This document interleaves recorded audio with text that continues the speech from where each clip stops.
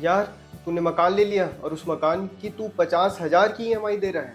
मुझे देख, मैं तो सिर्फ 20,000 किराया दे रहा हूँ और सेम उसी मकान और उससे अच्छे मकान भी मेरे को इस किराए में मिल जाते हैं। मैं उसमें रह रहा हूँ बिना किसी टेंशन के। तू तो यार लगता है तू आजकल की फाइनेंशियल एडवाइस ये सब कुछ सुनता नहीं है। तू बहुत बड़ी गलती कर दिया, तूने इतने पैसे उस मकान में फंसा दिए। जी हाँ दोस्तों, आजकल आप यूट्यूब या कोई भी ऐसा फाइनेंशियल इन्फ्लुएंसर या ऐसा आप आस-पास भी लोगों को देखो ना, तो आपको वो ये सब ज्ञान बहुत देंगे कि यार तूने तो मकान ले लिया, तूने बड़ा पैसा उसमें लगा दिया, उससे अच्छा तो तू रेंट कर लेता। मकान खरीदना चाहिए कि रेंट पे रहना चाहिए? ये एक बहुत बड़ा टॉपिक है दोस्तों और बहुत इसमें डिबेट चलते रहती है कि हम रेंट करें कि बाय करें और अपने पैसे को कहाँ लगाएं। तो आज इस वीडियो में दोस्तों हम इस एक एनालिसिस करेंगे कि हम मकान अगर रेंट पे देते हैं और बचे हुए पैसों को इन्वेस्ट करते हैं या हम मकान खरीद के अपने पैसों को उसकी ईएमआई देते हैं, तो किसमें हमको ज़्यादा प्रॉफिट होगा। तो आइए दोस्तों इस वीडियो में हम समझते हैं रेंट वर्सेस बाय। नमस्कार दोस्तों, मैं उमंग श्रीवास्तव फिर से आपका स्वागत करता हूँ आपके चैनल में। इंट्रोडक्शन में आपने देख ही लिया कि हाँ, आज हम किस बारे में बात करने वाले हैं। तो दोस्तों ये पूरे सिनेरियो को हम एक एग्जांपल से समझते हैं। दोस्तों मान लीजिए आपने एक घर खरीदा, ठीक है। अब उस घर मान लीजिए आपने 60 लाख का घर खरीदा, आपने कुछ डाउन पेमेंट की और उसकी ईएमआई सपोज कीजिए आपको 40,000 की आ रही है। मतलब आप हर महीने 40,000 की ईएमआई दे रहे हैं और आप अपने एक अच्छे मकान में रह रहे हैं, ठीक। अब ये सुन के तो आप बहुत खुश हैं, आप अच्छे से अपने घर में रहे, आपका पूरा परिवार खुश है। फिर अचानक से कोई आपका दोस्त आता है, वो देखता है अरे यार तू इतनी ईएमआई पटा रहा है, देख मैं तो आधी जितनी तू ईएमआई पटा रहा है आधा मैं रेंट दे रहा हूँ और उसी घर में शान से रह रहा हूँ, मुझे कोई सी ईएमआई का लोड नहीं, ये नहीं। और जो पैसे बच रहे हैं, मान ले तू 50,000 ईएमआई दे रहा है, तो मैं तो दोस्त 20,000 किराया दे रहा हूँ और 30,000 मैं म्यूचुअल फंड में लगाऊंगा और 10 साल बाद मेरे म्यूचुअल फंड के ये जो वैल्यू है ये तो इतनी ज़्यादा हो जाएगी, तो तेरे घर के तो तेरे को तो नुकसान हो रहा है। ऐसा आप बहुत सुनते हैं दोस्तों, और जितने भी अगर आप यूट्यूब में फाइनेंशियल इन्फ्लुएंसर को देखेंगे, मैं नाम नहीं लूँगा, मगर आप देखिएगा वो आपको बहुत सारे तरीके बताएँगे, एक्सेल शीट बताएँगे कि भैया आपको घर लेने में ये नुकसान हो रहा है, ये घाटा हो रहा है, ये हो रहा है। मगर और जो हमारे ज़रोधा के फाउंडर हैं निखिल कामत जी, उन्होंने भी कहा है कि भैया मैं तो किराए के ही घर में रहता हूँ, मैं किराए का मकान नहीं खरीदता। अब सबसे पहले आप बात समझिए, जो निखिल कामत जी हैं वो 10,000 करोड़ से ज़्यादा की उनकी नेटवर्थ है। 30,000 करोड़ है शायद, अगर मैं गलत हूँगा तो मुझे माफ़ कीजिएगा। तो वो जब चाहे तब वो अपने लिए मकान खरीद सकते हैं और उनके लिए कोई लिमिट नहीं है। अगर आपके पास 30,000 करोड़ है तो आप 20-30 करोड़ का मकान जब चाहे तब खरीद सकते हैं। तो उनको इस रेस से बाहर करते हैं। फाइनेंशियल इन्फ्लुएंसर की बात ठीक है, समझते हैं। अब हम एक कैलकुलेशन में आते हैं। अब दोस्तों इसके अंदर का गणित हम समझते हैं। मान लीजिए आपने एक 60 लाख का मकान खरीदा, ठीक है। अब 60 लाख के मकान में आपने तो डाउन पेमेंट दी, अब आपकी ईएमआई मान लीजिए आपको 40-50 हज़ार के बीच में पड़ रही है। सपोज कीजिए 50,000 की ईएमआई, ये कैलकुलेशन के लिए हम करते हैं। तो 50,000 की ईएमआई में क्या होगा कि आप धीरे-धीरे ईएमआई भरते जा रहे हैं। अब क्योंकि आप मकान लिया हुआ है, आपके ऊपर लोन भी चल रहा है। अभी हम सपोज करते हैं आपने लोन मिला, आपके ऊपर लोन चल रहा है, तो आपके जो भी एक्स्ट्रा पैसे आएँगे आपको लगेगा कि मैं उस लोन को क्लोज़ करूँ। तो मान लीजिए 10 साल हम ये ईएमआई चलाते हैं। 10 साल में हम नॉर्मल इंडिया में मानते हैं मिनिमम जो रियल एस्टेट है 9 से 10% का ग्रोथ देता है। अभी हम 9% का मानते हैं। तो 10 साल बाद जो आपके 60 लाख का मकान है वो 1 करोड़ प्लस का हो जाएगा। तो आपकी जो वैल्यू है प्रॉपर्टी की वो 1 करोड़ की हो गई। प्लस मान लीजिए कि आपने 10 से 12 साल में आपकी ईएमआई भी आपने क्लोज़ कर ली।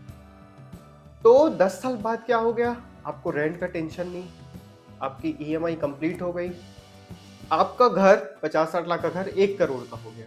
तो आप तो एकदम प्लस में ही हो गए। प्लस जब अपने ऊपर छत होती है ना दोस्तों, तो आप बहुत सारी चीज़ों से फ्री हो जाते हैं। और जब आपको रेंट नहीं देना है दोस्तों, हमारे देश में या दुनिया में आप बोल लो, सबसे बड़ा खर्च जो है ना वो रहने का ही तो है। मान लीजिए आप किराए के मकान में रहते हैं तो किराया आपका सबसे बड़ा खर्चा है। अगर अगर आपके पास मकान हो गया तो बाकी जो खर्चे ना आपका राशन, स्कूल, कॉलेज, वो सब इससे बहुत कम पड़ते हैं, वो आराम से मैनेज हो जाते हैं।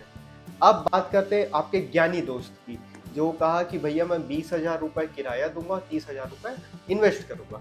तो मान लीजिए 20,000 उसने किराया दिया, हर साल 20-20 हज़ार, हर साल 10% ये किराया बढ़ते जा रहा है। तो 10 साल बाद उसका 20,000 का किराया हो जाएगा 30 से 35,000, ठीक है? ये उसका किराया बढ़ गया। अब मान लीजिए उसने 30,000 म्यूचुअल फंड में डाला, जो मोस्टली दोस्तों होता क्या है ना, जो आपके पास पैसे बचते हैं, मान लीजिए आप महीने के 30,000 बचा रहे हैं, तो क्या आप पूरे इन्वेस्ट करते हैं? पूरे म्यूचुअल फंड या एफडी या गोल्ड आप पूरे उसमें लगाते हैं? नहीं लगाते दोस्तों। जो भी एक्स्ट्रा पैसा होता है हम उसका क्या करते हैं, हम उसको फालतू का खर्चा करते हैं। फालतू खर्चा नहीं, हम लग्जरी में जाते हैं, अपने शौक पूरे करते हैं। कैसे शौक पूरे करते हैं? हम पब में जाके पार्टी कर लेते हैं, तो 5 से 10 हज़ार आपका ऐसे ही चला जाता है। नहीं, एक फोन होते हुए भी आप एक आईफोन ले लेते हैं। क्यों? क्योंकि भैया हमारे पास तो पैसे बच रहे हैं, एक्स्ट्रा खर्चा है नहीं, तो हम ईएमआई में फोन ले लेते हैं। एक कार होते हुए आप एक बड़ी गाड़ी ले लेते हैं, क्योंकि दोस्तों के बीच में भोकाल भी जमाना है।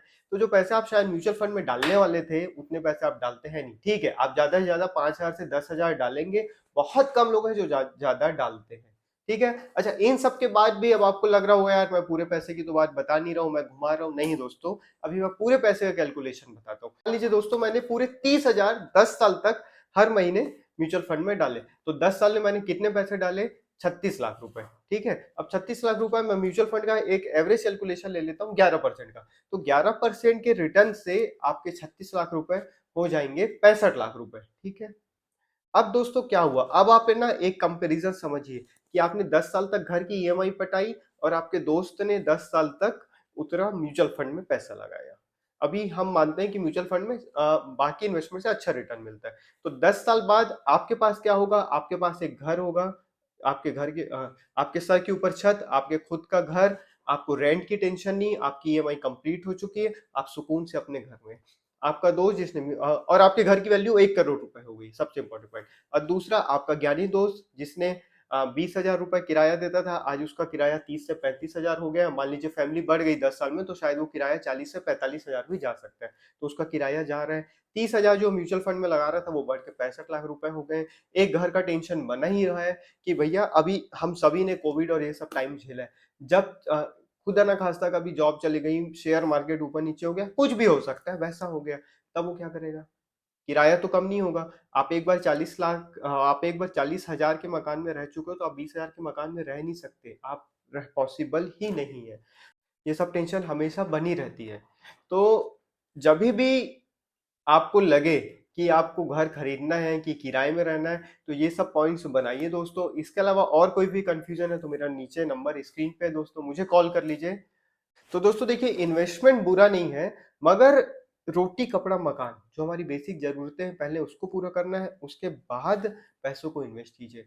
अच्छा, मैं लग्जरी के भी खिलाफ नहीं हूं, मैं आपकी पार्टी के भी खिलाफ नहीं हूं, मैं आपकी बड़ी गाड़ी, आपके आईफोन या कोई भी चीज जो आपकी शौक पूरी करती है, किसी के खिलाफ नहीं दोस्तों। इन सब में सब खर्चा करते हैं, मैं भी खर्चा करता हूँ, आप भी करते हैं, मगर हमारी बेसिक को पूरे करने के बाद। थैंक यू वेरी मच दोस्तों। कैसा लगा वीडियो मुझे कमेंट करके बताएं। और आपको कुछ भी कंफ्यूजन है, रेंट बाय इन्वेस्ट करना चाहिए प्रॉपर्टी में कि नहीं करना चाहिए, मुझे कॉल करके पूछ सकते हैं। मेरा नंबर स्क्रीन पे है दोस्तों। इसके अलावा दोस्तों बहुत मेहनत लगती है वीडियो बनाने, तो प्लीज प्लीज प्लीज इस वीडियो को लाइक करें, इस पे कमेंट करें और इसको शेयर करें उन लोगों से जिनको आपको लगता है कि भैया हाँ इसको एक घर खरीदना चाहिए। इसके अलावा आपको लेना है रायपुर में कैसे भी प्रॉपर्टी, नीचे दिए गए नंबर पर कॉल करें। थैंक यू वेरी मच दोस्तों। दिस इज उमंग श्रीवास्तव, आपके अपने चैनल इन्वेस्ट विद उमंग से। अपना प्यार बनाए रखें।